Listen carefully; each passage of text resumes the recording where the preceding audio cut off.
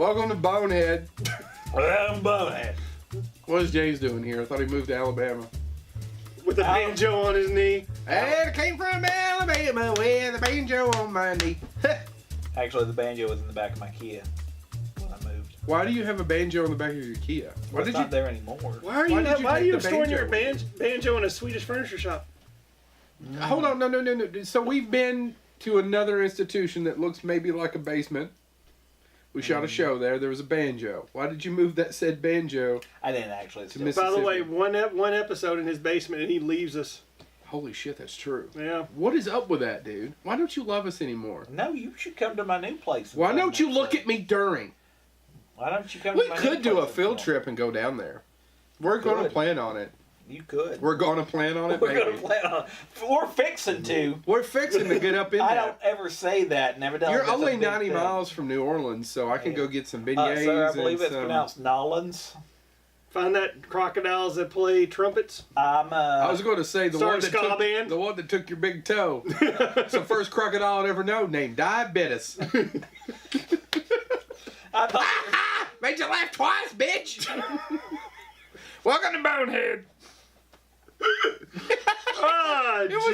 Oh, she looks angry. All right, let's go ahead and do Frankenstein. It's pronounced Frankenstein. Frankenstein. So we were going to do Twilight Zone, and we will do Twilight Zone. But then the bullet hit the bone. The hell just happened? I'm the only one laughing at that. Put on your gold earring. Golden earring, bitch. It's a song. It was a band. Twilight Zone. And I said near the Twilight Zone. When the bullet hits the bone. Twilight Zone.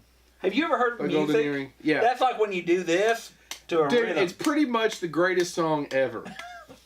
It's a documentary. It's right up there with the Star Spangled Banner.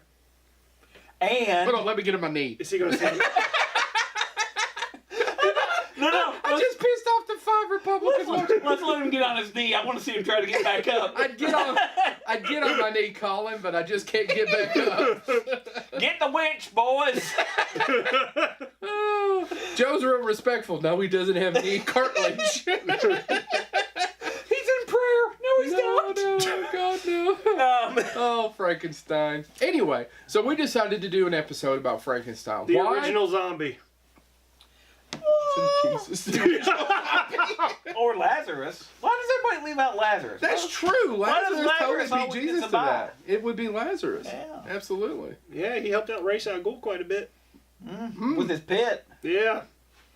He's also in that episode of Star Trek where he fights the other version of himself from time, and then the way he saves everybody is he tracks himself in eternity in a constant loop. Ra's al Ghul was in Star Trek? Yeah, episode 7. Check it out. Okay. Which series? Doesn't matter. 34th one. Anyway, back to Frankenstein. So we were going back and forth about what we were going to do, and then did I say Frankenstein? I don't know. I didn't listen to you if you did. And then we were all like, oh, Frankenstein. Why do we do Frankenstein? Why are we doing Frankenstein before we do Dracula? Why are we doing this before we do vampires? Why are we doing this from the creature from the Black Lagoon? Or any of the or the Wolfer Man. The second age Which of Black Universal Lagoon? horror. Let's face it, the creature from the Black Lagoon, best Universal monster. But we're talking about Frankenstein. Well, it's not the best Universal monster film. I do love Creature from the Black Lagoon. It's a great movie, but it's not the best Universal monster film. You think it's kind of the edge? Like there was a second age of Universal horror films, which isn't as well known. It is the atomic ones. Yeah. But do you think that I think the Creature from the Black Lagoon almost bridges them? Probably. Yeah. It came later, and the Wolfman came later too. People forget that. Who don't really look at actually, the Wolfman that now. What was the first Wolfman movie? It wasn't the one that everybody knows. It wasn't the Wolfman. It was Werewolves of London. It's Werewolves of London. Yeah. So people forget. Or Werewolves. That one. Yeah. I got bit in the ass by a jackal. No, at London in Midnight. What is it? I'm blanking on it. Oh, somebody look it up. Like there's somebody over there that does it for. Hey, or we could actually just talk about. Hey, research Bob. But I actually agree with Joe on that. The creature from the Black Lagoon is my favorite Universal monster, but it is not the best Universal monster movie.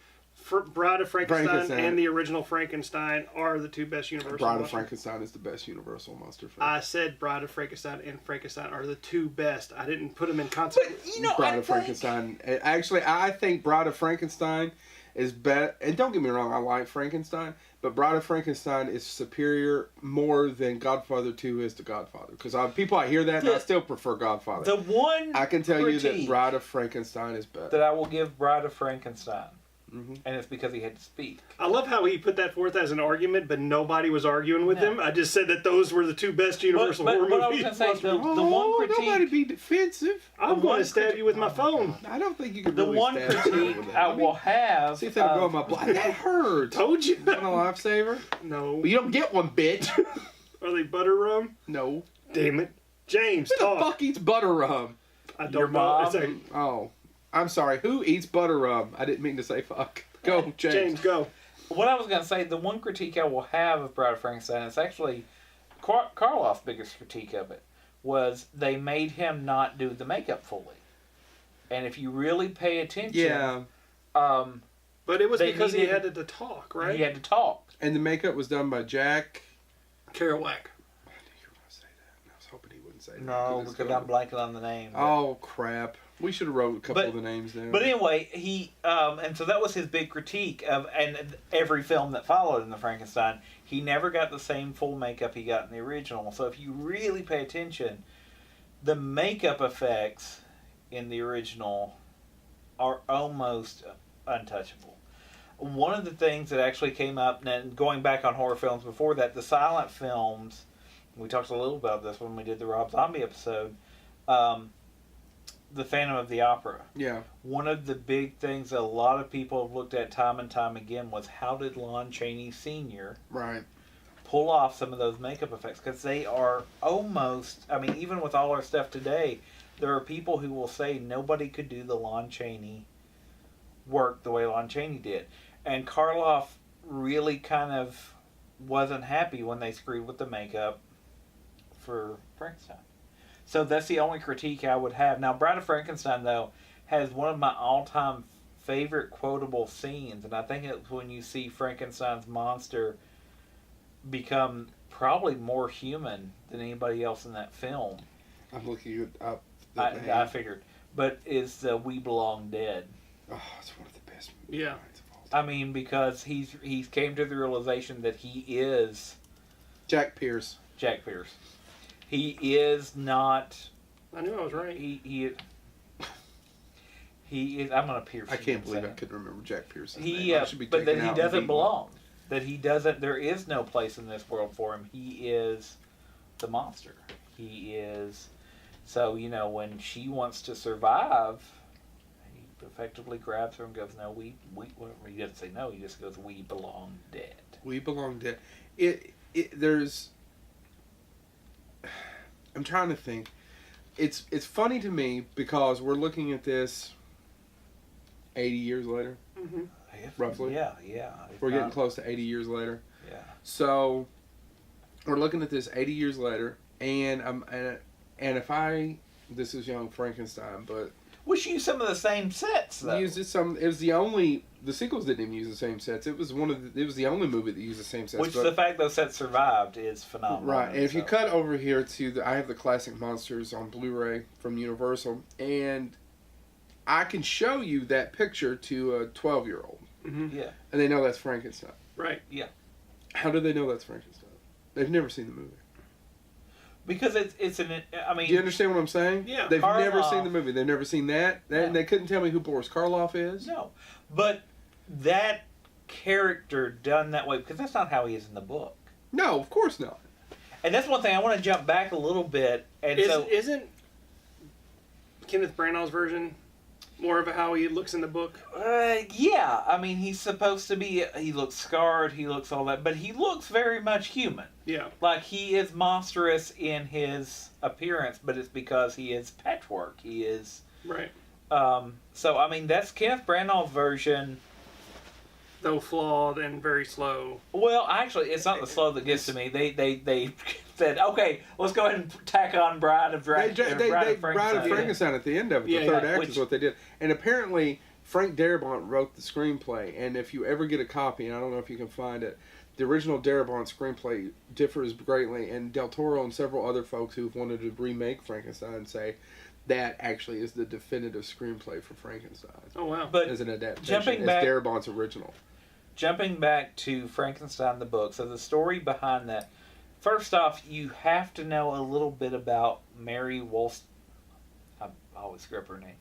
Wollstonecraft Shelley. Let's just call her Mary Shelley. Well, she was the daughter of Mary Wollstonecraft, and if you don't know who that is, this is actually important. Mary Wollstonecraft had Mary Shelley, who went on to be Mary Shelley. Who married Old Man Shelley's boy. Yeah, the famous poet. But Byron? Sure, yes. Lord? Yes. Lord have mercy. Anyway. Lord Shelley? You didn't even do it. Lord have mercy. Anyway, Mary... I'm sorry, I don't live in the Alabama, Mississippi gumbo. That's New Orleans. Why don't you bring me some bullfrogs and some mud bugs and shut up? Anyway, Mary Wollstonecraft... Why don't you take Toto and watch out for those tornadoes? That's right, out there in the Missouri. Mary Wollstonecraft is famous in her own right. Most people don't know that she was considered in many ways, she wrote the first treatise on the fact that women were equal to men. She did it in the 1700s. Mm-hmm. I bet that wasn't popular. It was among women, as it turns out. But she argued... But no, she also wrote one of the first histories of the French. We eat a lot of bread. Oh. And snails. She wrote novels, treatises, a travel narrative, a history of the French Revolution, a conduct book, and children's books. But it's best known for a vindication... In the art of not shaving? And is best known for a vindication of the rights of women, which she wrote in 1792. And in it, she argues... I used some of it during my dissertation. She argues... Here we go back. Oh, look at me, I'm faculty. She argues that the reason women weren't equal to men was they had been denied education, and that education would allow women to achieve what men had. And she was pretty persuasive. Yeah, however, she was pretty radical. Gustav taught him everything. She was pretty radical. She had kids out of wedlock. Whore? I mean, what? Her Mary Shelley had a half sister. What? Who also was an author. Most people, nothing cool. But what the other part about it is, nothing she cool wrote to me. Wankenhoon. The wanker. But Frankenstein was written more or less because Shelley and Lord Byron and somebody else who allegedly there may have been some menage. Yes, some little outside threesomes. Marriage. Yes, but they basically got together and said who can write the scariest story. Now this is not really based on fact. No, because Bride of Frankenstein opens with this scene. Yes. Yep. The movie opens with this scene. But the idea was that all three of them would try to write something terrifying. Lord Byron wrote poetry. Who reads that? And he owned a bear. Poe read it. Poe read a lot of Shelley. Byron. There you go. That's right. But, other side of this is, so there's a little bit of truth to it. What are you doing? I'm going to look up Lord Byron owning a bear. Good for you. Go ahead, talk about your The other thing, though, that a lot of people don't give Mary Shelley credit for is she also wrote one of the first dystopian books, one of the first plague outbreak books. Her follow-up to Frankenstein was about a plague breaking out, killing most people, and it actually ends pretty much with one human being left, and it's he's aristocratic, if I remember correctly. So she actually, in some ways, I wouldn't say it's the first dystopian novel, but it's a big precursor to what I would consider the first. And a lot of people ripped it off. Yeah.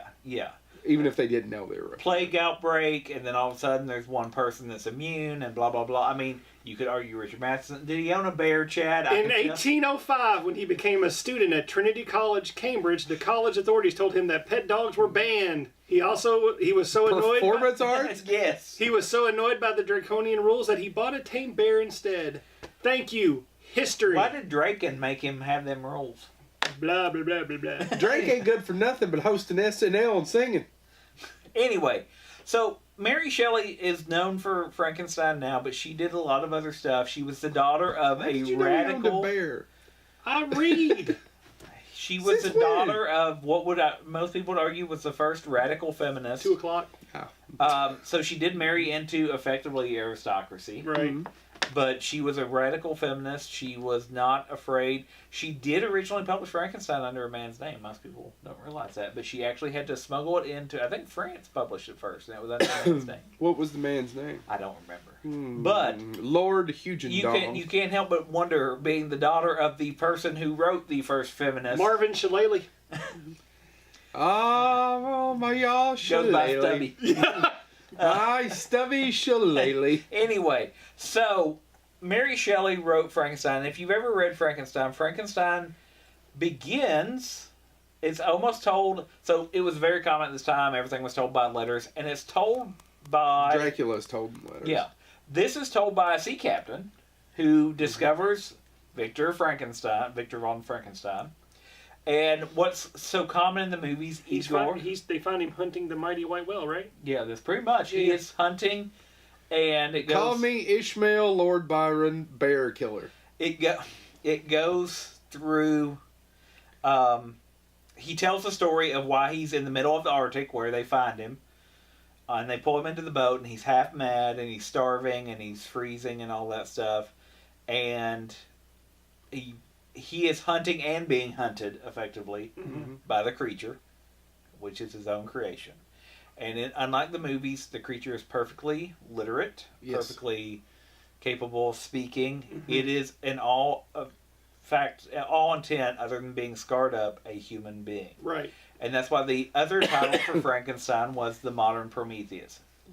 If you're not familiar with Prometheus stole fire. It's a movie by Ridley Scott. No. Which is flawed. No. Space Cobras hissing. Why don't you take your helmet off for that Space Cobra?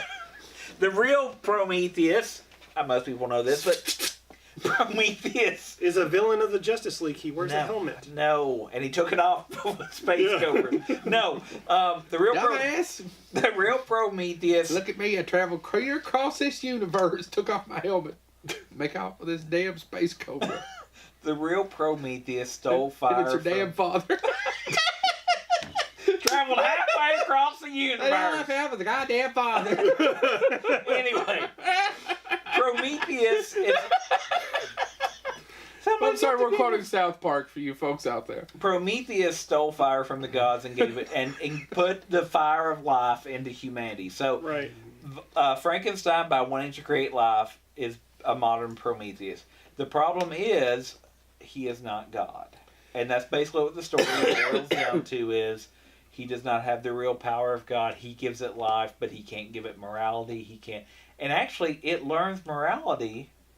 The scene that is in the movies that kind of plays off the book is, it basically hides, unlike the movies, but when it encounters someone who is blind and the family and all of that stuff, and it hides, but it learns to speak, it learns what family is, and the reason the monster in the book is so mad is its father has rejected it. Right. Its God has rejected it.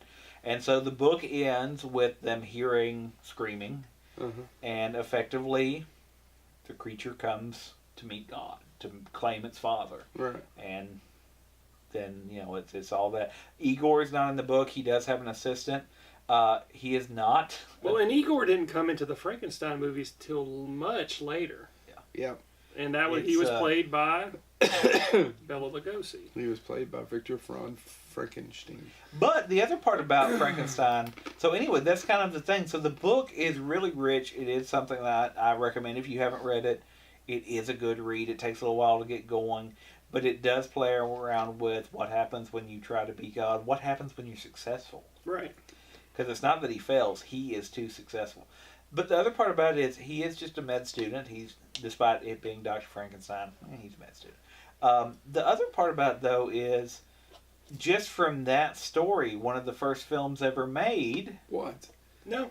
One of the first films ever made was... Frankenstein.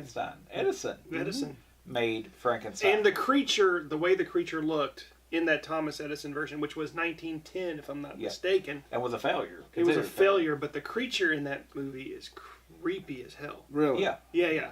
You've never seen it? No, I've never seen it. Oh, you should. Yeah. We could do a whole episode though on Edison and what a dick Edison was. Oh God, yeah. But by the way, everybody says Edison's a genius. No. Edison was a freaking thief. Yeah. And a jerkwad. But we're not good at business. Yeah, he was good at business. He was good. And hiring henchmen. Yeah. But so Frankenstein. He screwed over poor David Bowie. I knew David Bowie was going to come up in this.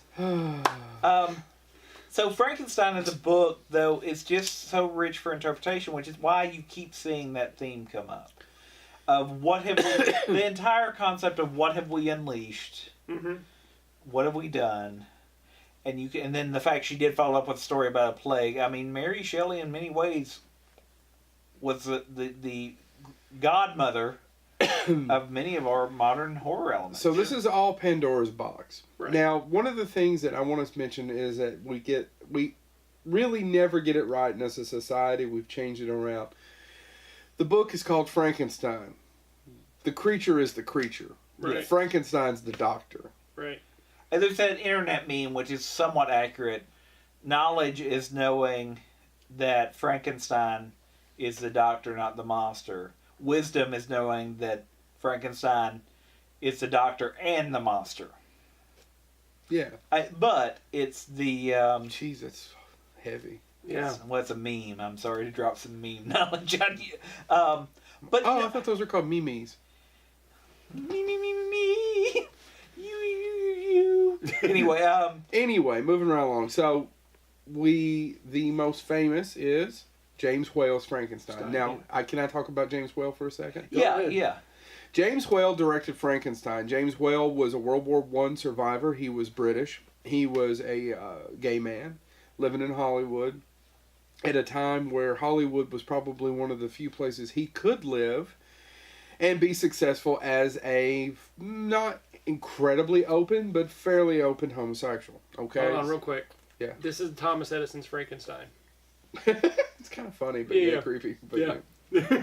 Go ahead. It looks a little like Cyndi Lauper. Yep. Anyway.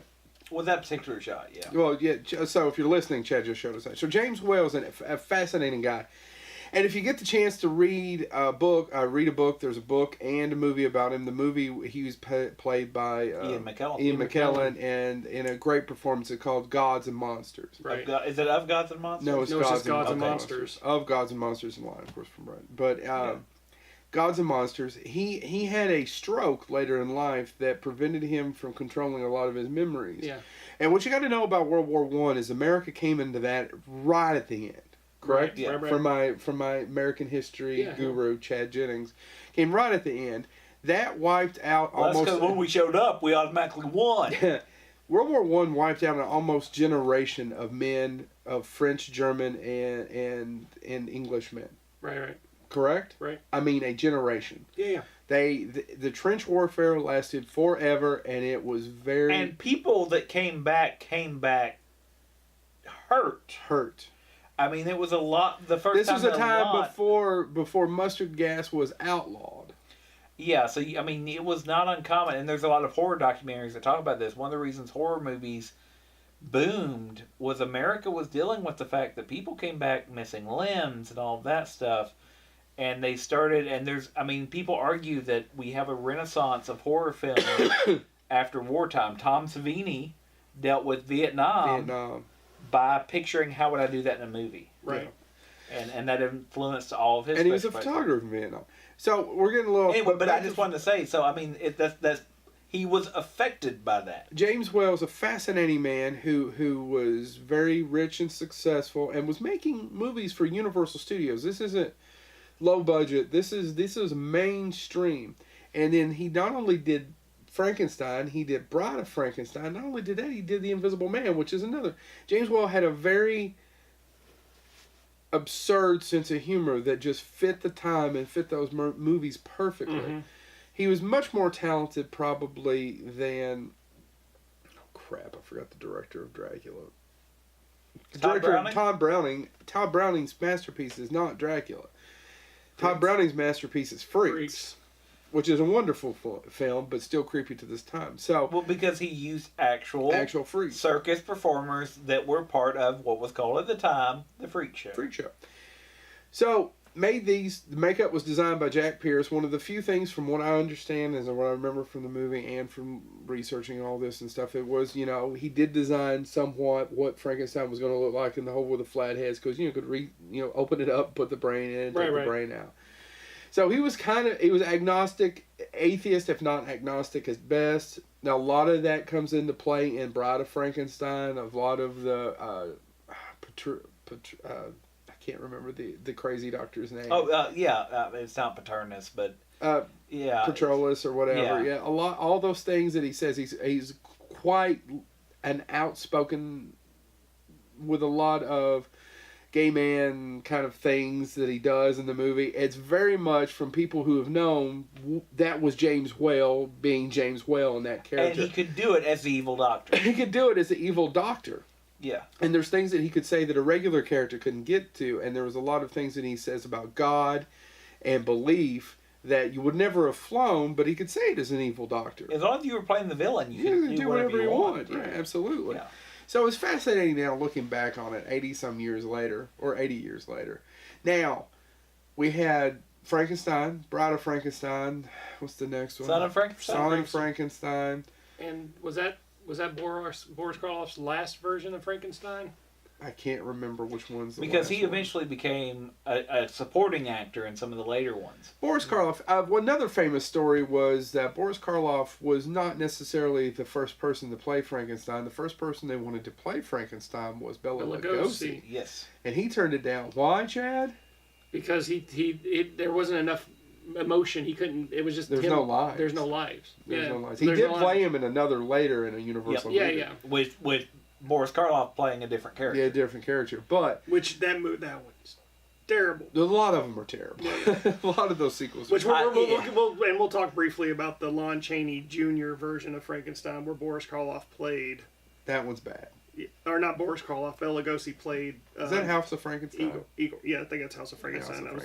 But I think so much of it, and one of the reasons we now live in an age of Marvel comics, and Universal tried to launch the Dark Universe with the Mummy and all of that stuff. But what made these movies compelling when they did start crossing over was... Son of Frankenstein was his last turn, as I knew. Okay, I was right. Was the fact that it was... I mean, these characters were all... You had Dracula, who was fine being Dracula. I mean, he was pro what he was. Yeah. But you also had the Wolfman, who did not want to be the Wolfman. Right.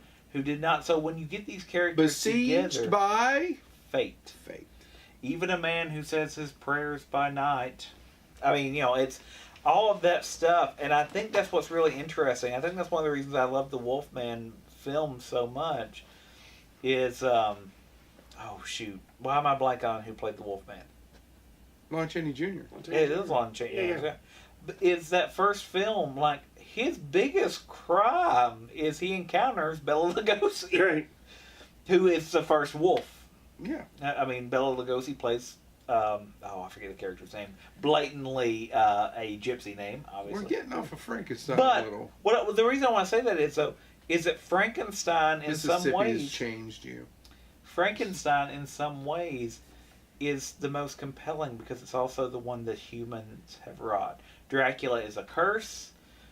Wolfman is a curse. I mean, you can want it or you cannot.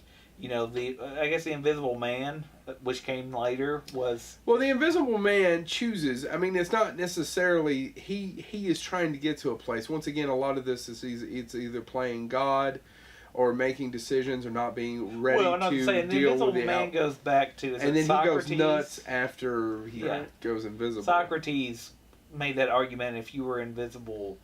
you would eventually lose morality because we are judged by how we're seen, and if you weren't seen, I mean that's ancient mythology. Absolutely.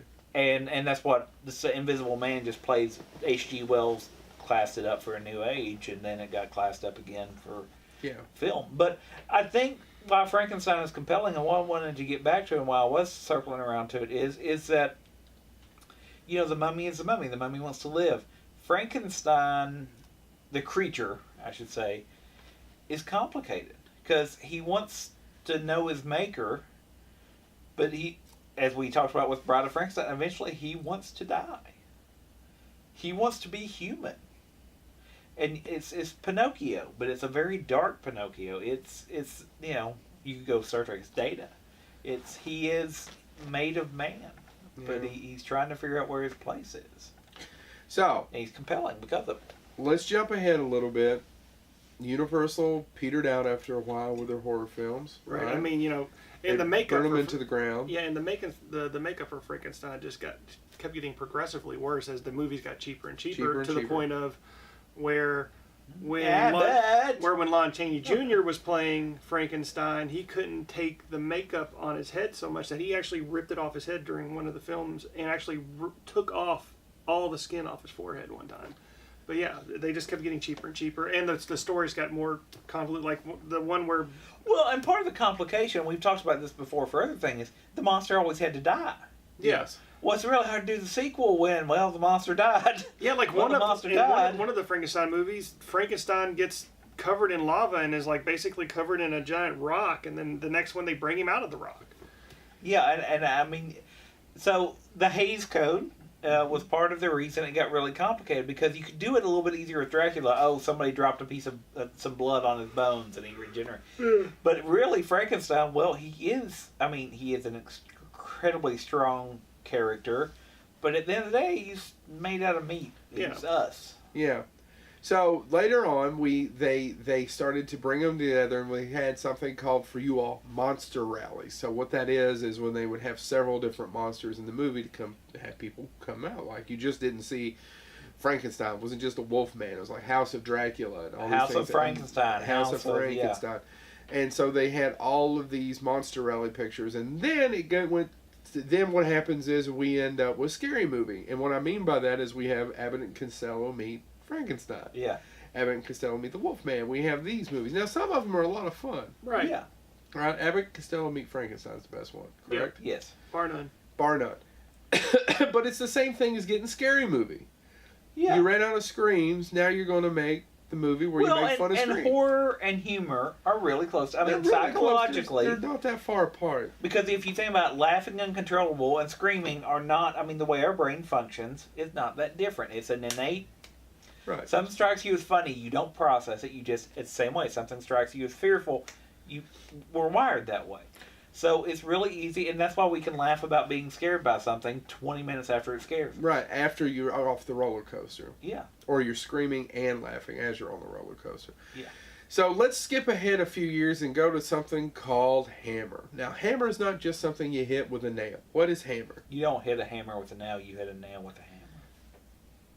Well, no wonder my damn bridge fell down. Hold on. All of them lost souls. They were at that diner with that alien. It turns out that Joe's the reason that every time he comes around that Fergie's London Bridge be going down. Oh my god. Anyway, so Hammer was Fergalicious, a British production company that made horror films. They made other things as well, but what they're remembered for is garish colors and blood and cleavage. Blood. I mean, blood. Blood, and cleavage. I mean, we're not talking Sam Raimi level blood yet, but cleavage. Oh, yeah. Oh my god, the Brides of Dracula. Yeah. Yeah. Anyway. Oh, what was her name? What's the name of the actress that they used all the time? Monroe? Caroline Monroe? Caroline Monroe. Thank you for reminding me. Anyway. No, I mean, she was... They made their own Dracula with Christopher Lee and Peter Cushing, and then that was really successful, and they made a bunch of Draculas, Frankenstein, Wolfmans, all of those, correct? And pretty much still, I mean, did not follow the universal, but followed the monster would die at the end, and bring then the monster back. Right. Oh, it turns out if this one dagger is placed in this one place, Dracula returns. Some of them are great. I enjoy a lot of them. Christopher Lee played Frankenstein in their version of Frankenstein. Yeah. And who played Dr. Frankenstein? Who played the creature was Christopher Lee. Who was the doctor?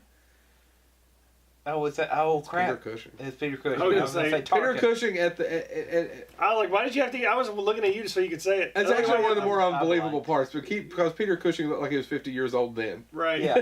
It's not like he's a young doctor. Yeah. It's fine. It's not as good as Horror of Dracula. Well, but you know, the other part about that is they were also doing these little anthology films. Absolutely. And which would continue when Hammer kind of faded into Amicus. There's Amicus and Hammer, actually. Those are two different things. Well, yeah, but eventually Hammer slid away before Amicus did. Yeah, if you remember the original Tales from the Crypt... Before both of those was the Abacus. The original Tales from the Crypt is not the Crypt Keeper. It is Tales from the Vault. Those were Amicus films, by the way. But Hammer because you had Vault of Horror, Tales from the Crypt. What's the Dr. Midnight's Train or something? Which is I've got it. I haven't watched it yet. I want to watch Dr. Midnight's Soul Train. With Don Cornelius. I own most of those. The House that Dripped Blood is another one. Yeah, that's another good one. Monster Club was Vincent Price, and what was his name? Looked 1,000 years old. John Carradine. John Carradine. John Carradine was born at 80. What? John Carradine was born at 80. Have you ever seen the man? I've never seen him when we were young. Red Zone Cuba is a movie he did in the 50s with Coleman Francis. He's in it at the very beginning. Before you pull that out of your talking about Frankenstein. No. At the very... Well, he's the one that keeps going on about dripping blood houses. But what I'm saying is, all of these... And Monster Club was all about how the monsters hung out behind the scenes and everything. Right.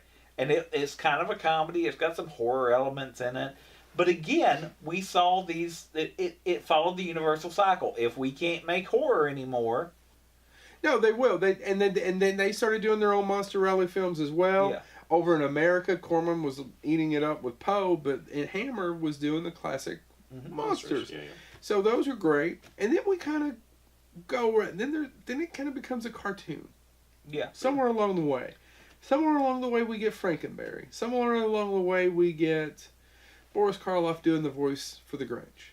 Well, and I'm not knocking it. I love all those things except Frankenberry. I don't like cereal, but well, it's because you hate America. Yeah. Actually, Frankenberry cereal may be amazing. I just don't. It's strawberry flavored. I just don't care for cereal. You know when it first came out? Do you know the story FYI, about folks, this? don't send me any cereal. Unless he'll sponsor us, and then he will eat. Hey, I'll eat the shit cereal. out of that cereal. Frankenberry, when it first came out, the dye that they used. Oh, I know. Yeah, I know this. But go ahead. Turn their poop.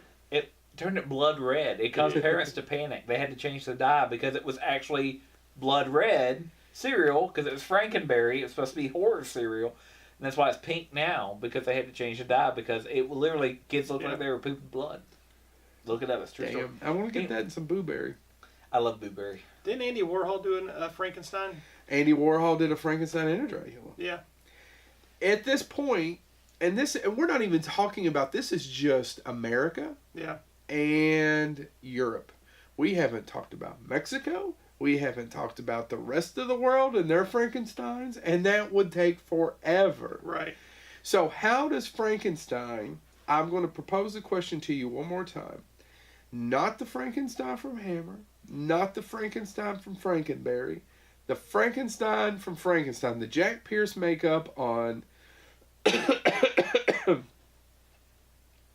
I forgot who played Frankenstein. Boris Karloff. Boris Karloff. How does a 10-year-old know that is Frankenstein's? Well, they say Frankenstein.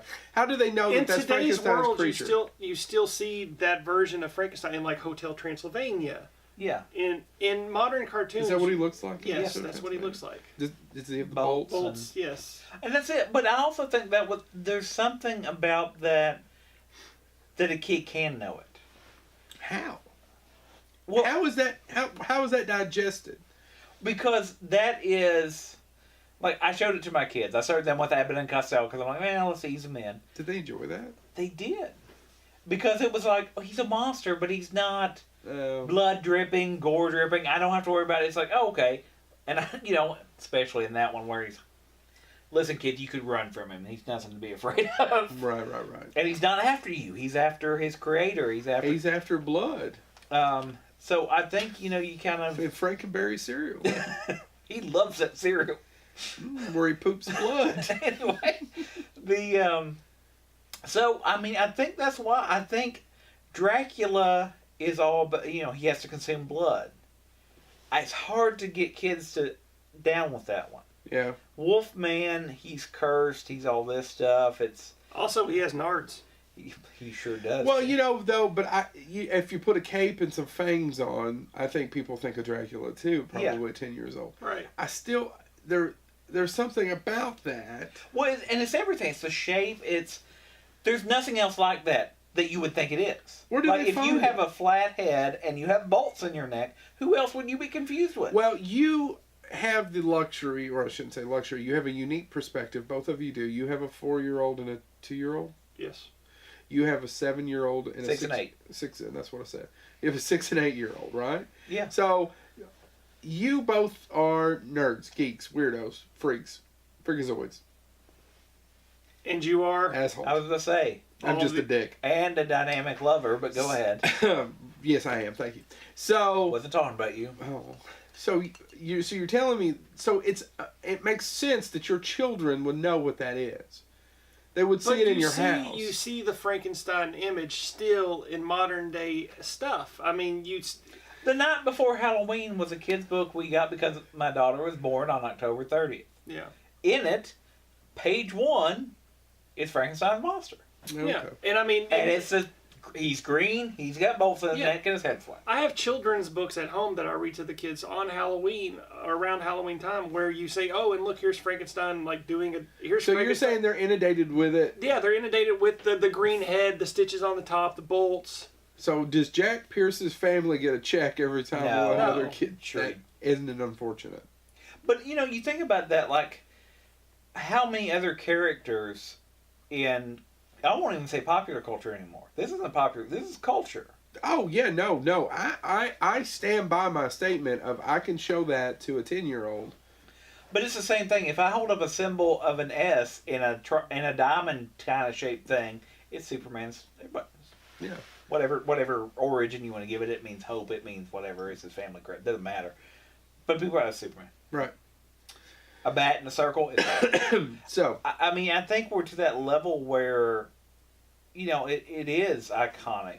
And we've got Young Frankenstein there. I mean, I think Young Frankenstein... We're going to get to it in a second. But, I mean, I think you're talking about something that's so iconic that I probably, just because my dad loved Mel Brooks, I probably saw that before I saw the original Frankenstein.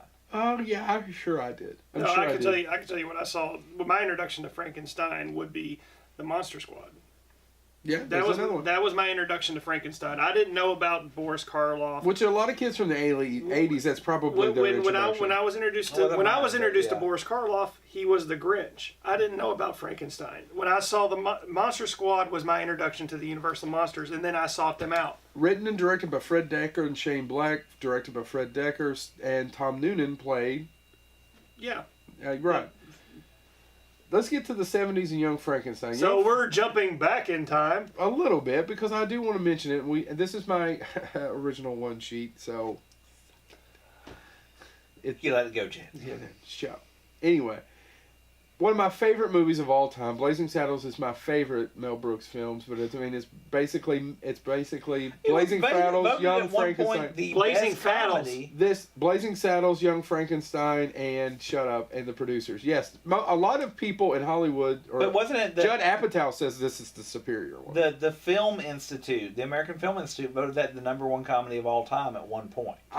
It doesn't surprise me. I didn't know that. Young Frankenstein was shot in black and white. It was not shot in color. In fact, it was made at Fox, but it was almost made at Columbia. And what it was is that the deal was done. Mel Brooks got up to leave the table and said, "Oh, by the way, I want to shoot it in black and white." And it was like, "What?" Everybody stopped. It's like, "No, we can shoot it in color."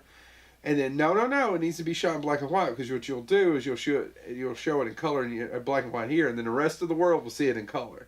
Yeah. Because he's green. This is how it shows up in black and white. Right. Peter Boyle was, I had to look down, that's so sad, was green in it. So then it was made at Fox, and this came out the same year, by the way, as Blazing Saddles. Can you imagine having a back-to-back like that? Well, the funny part about this is, too, when we're done filming, I can tell you something about Blazing Saddles, right? But the funny part about it as well is that the original ending, he didn't really have one. And you can find the archive footage was literally, it just was going to almost end akin to Holy Grail. Uh-huh. He was just going to have him walk out and basically say the movie's over. And there's footage of him walking out at the end. And they filmed that, and then they came up with the ending that we know. Right. But at one point he was like, how are we going to end this? And so he filmed an ending of basically, like I said, it is dangerously close to Holy Grail, where it's like, we don't have an ending, sorry. The other cool thing about Young Frankenstein was the original idea was Gene Wilder's. Yeah. Right. And different people tell the story differently. I think the most accurate is, of how it came together, was that they all had the same agent. Yeah. They say, Gene Wilder and Mel Brooks were friends, and they was like, well, I want my Mel to do it. But what it is they were all, it was Mike Medavoy, why I remember that, I have no idea, was all their agent, Peter Boyle's agent, able to pull them together, and they were able to make a deal. Oh, shit. Cloris Leachman. No, Terry Garr. Madeline Kahn. No. Your mom. Chuck Yeager. Why am I blanking on Chuck Woolery. Marty Feldman. Is Marty Feldman's agent too, because one of the great things about this is Marty Feldman, if you're not aware, was not wearing a lot of makeup in the role. No, and the eye was not accidental. He actually did have a lazy eye.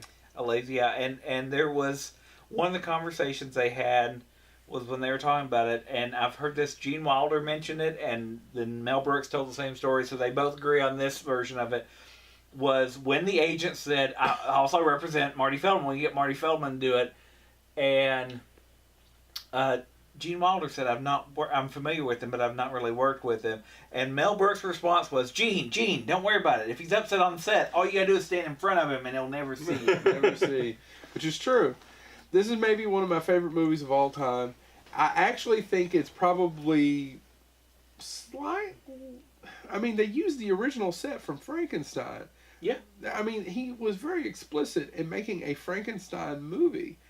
Well, and it plays off of, it fits, arguably, in the Frankenstein mythos that Universal loves. Yeah, he is the son he is the great-grandson of Victor Frankenstein, because he's not the son, because that's been done. Yeah. He is the great-grandson, and it's even, and what I love about this movie is, after my kids saw Abbott and Costello, I immediately went to this.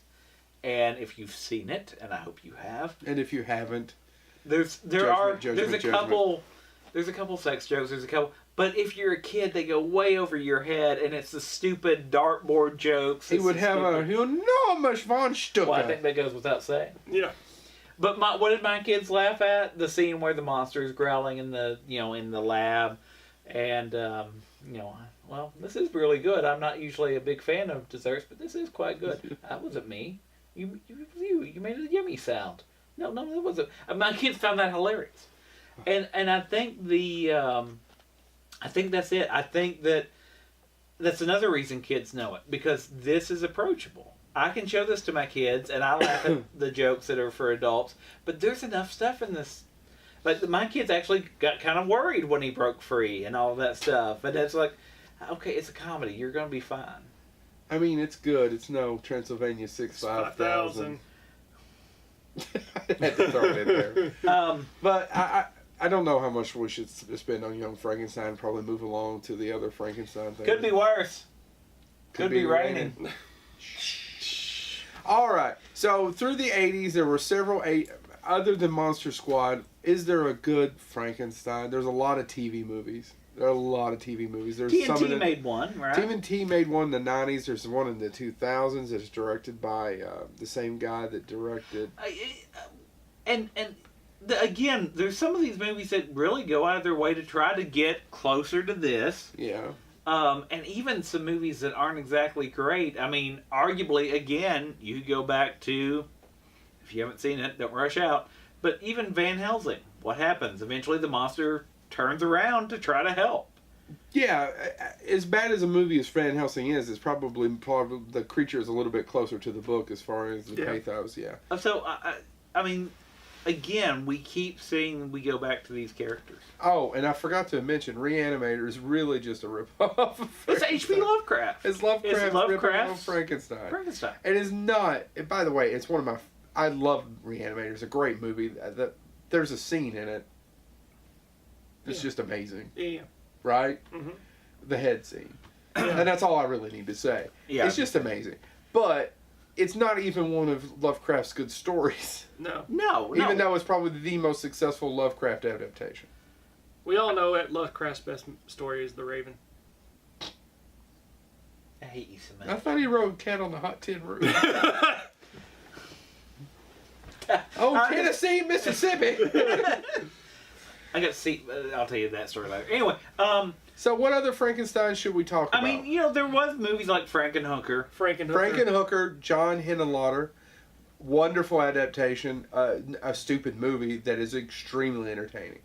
And holds up, by the way. I watched it a few years ago. Quickly, what's the basic outline? It's about a guy who tries to... I forgot. But anyway, she's a hooker, and he brings her back to life. And he has a drill, and he puts it in his head to try to get him to think straight. Yeah. As one does. As one does. And it's played by Patty Mullen, and she does this. And the guy, Frank Henenlotter, directed... He's famous for directing Basket Case and Basket Case 2, and those films, and it's just a lot of fun. I swear to God, I don't remember. She gets killed at some sort of barbecue. I've never actually seen it. But I don't remember how. It's ridiculous. And the drill scene of him trying to think straight and stick a drill in his head. I think the thing about why we keep going back to this, and why we will always go back to Frankenstein, why we will always go back, is because you can adapt this to any time period. Yeah, I will say, when this came out, grave robbing would have been, God, it was a sin. Yeah. I mean, you were an abomination if you touched a dead body. Which you were like Phil's dog. And you can see that if you have Netflix, there's a decent show called The Frankenstein Chronicles. I haven't watched it. What's it about? It's not a historical tale, but I mean it's a retelling of a detective played by Sean Bean. And he dies in the first season. No, but nobody has syphilis. Give it time. As one does. But no, he's trying. As one does. They find So it goes. they find a body in a bog that's been sewn together out of various parts, and it's him trying to solve the murder. And in it, he meets Mary Shelley. And I haven't finished it yet, but I believe it's called The Frankenstein Chronicles. It is called The Frankenstein Chronicles. I've just never started it. There was a movie that came out last year, 2017, Mary Shelley. Oh, I thought you were going to bring up Victor Frankenstein. Are you talking about Mary Shelley? Played by Ellie Fanning, right? Or Yeah. Yeah. I haven't seen it either. There is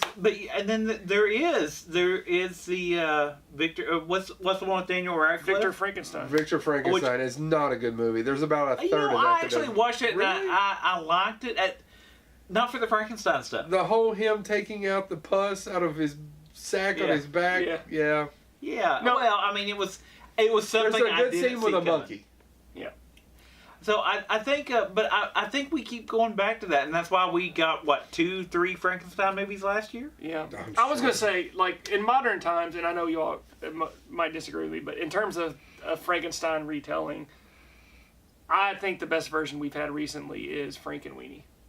Really? I love Which version? the claymation version, not the short that he did.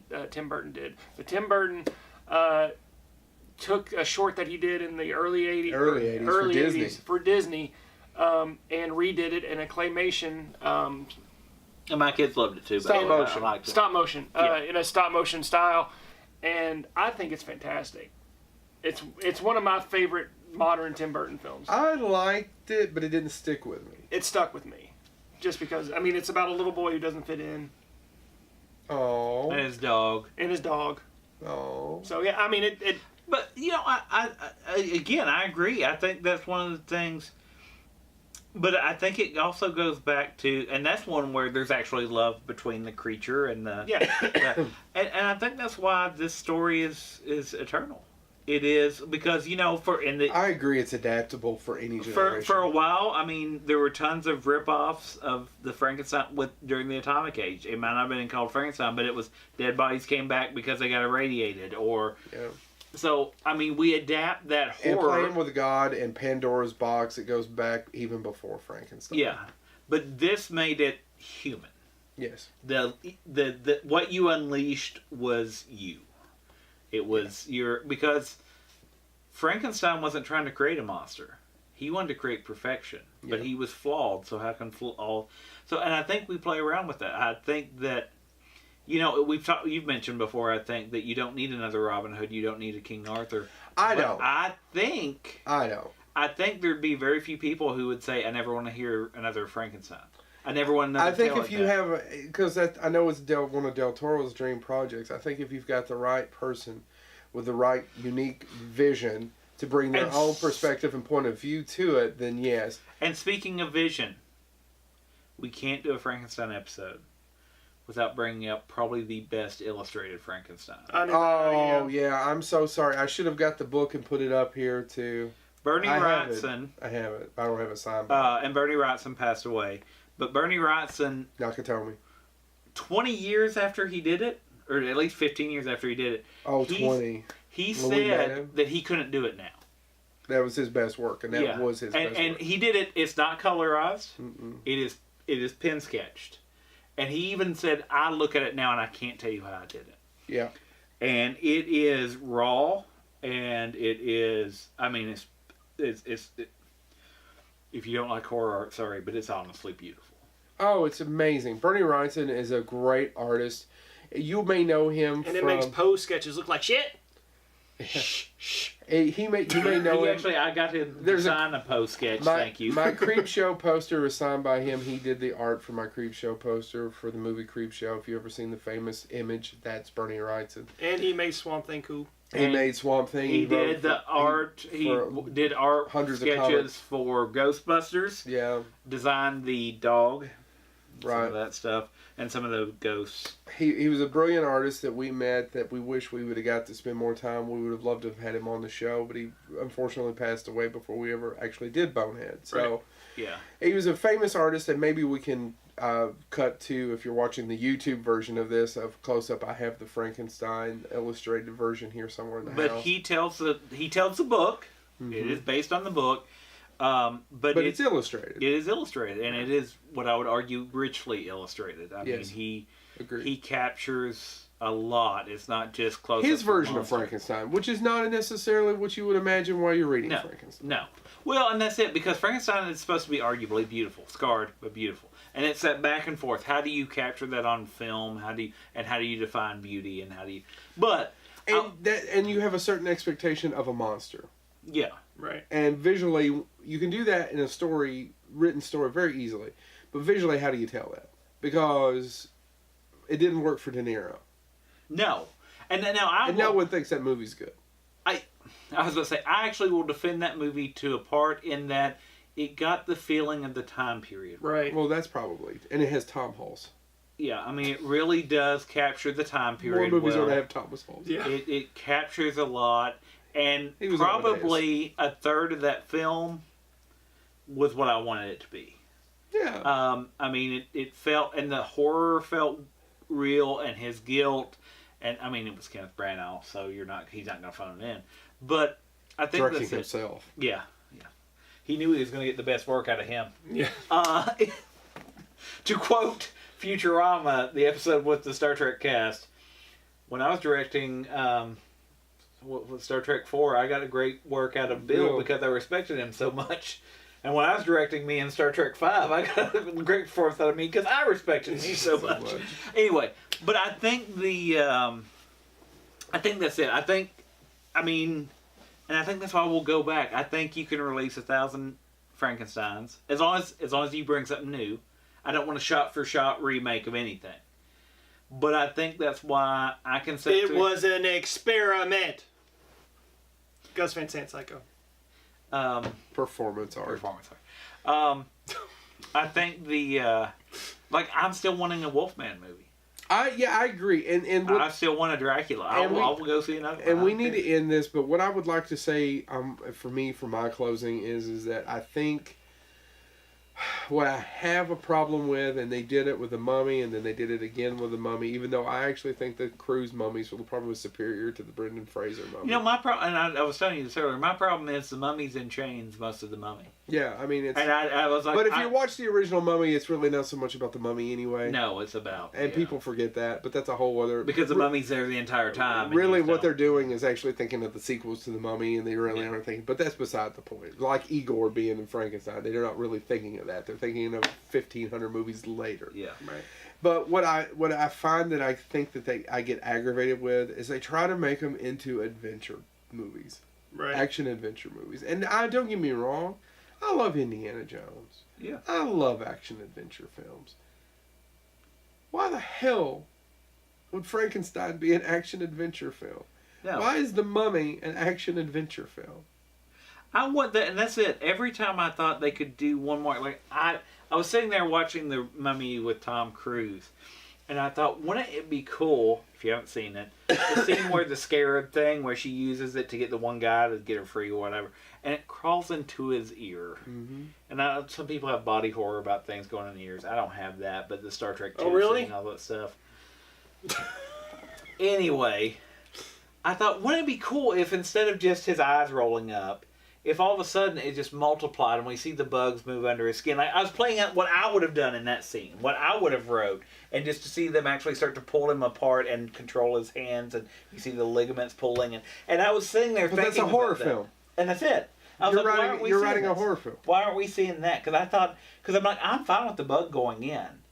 But I knew exactly as soon as the bug went in, I'm like, it's mind control. What's going to do? Let's do something new. And I agree. It's we lost the horror. You were lost the horror. And Frankenstein isn't necessarily a horror film as much as it is probably a study on ethos and what it is to not be loved. But not that I know anything about that.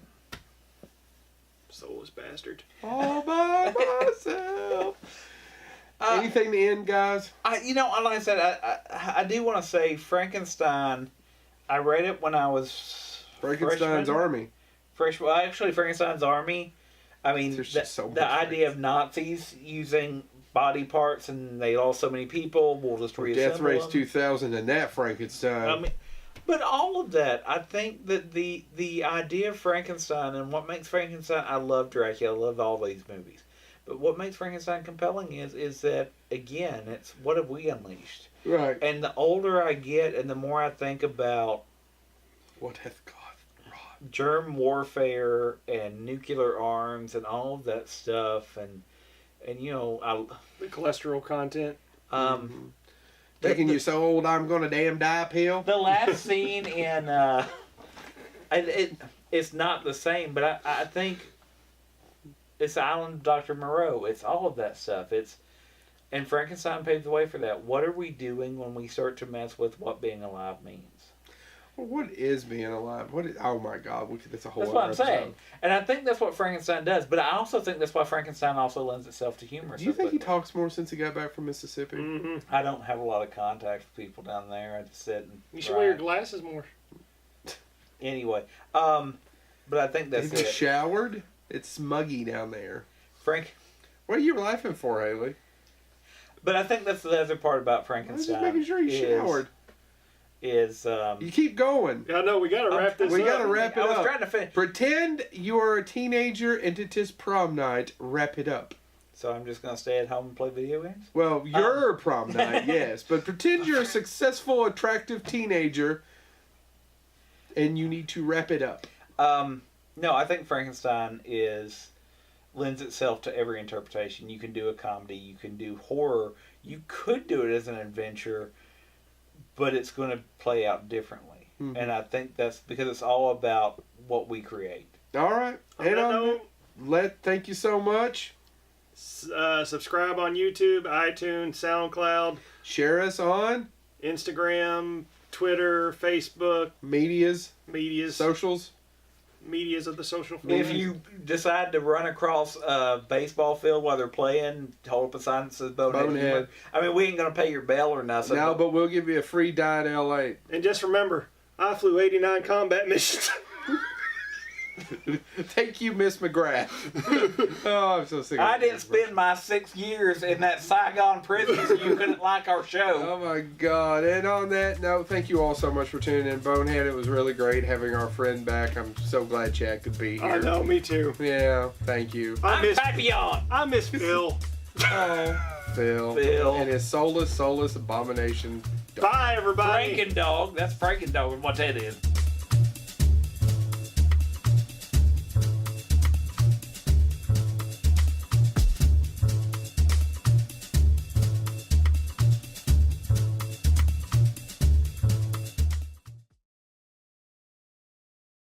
Why do you make me eat them so you can have a cherry? Because I want a cherry here. You can have the orange. Did you eat all my lifesavers? I only had 3. You left me the yellow one. No one eats the piss yellow one. I know. That's why I left it for you. But I don't want it. Eat it. You eat it, bitch.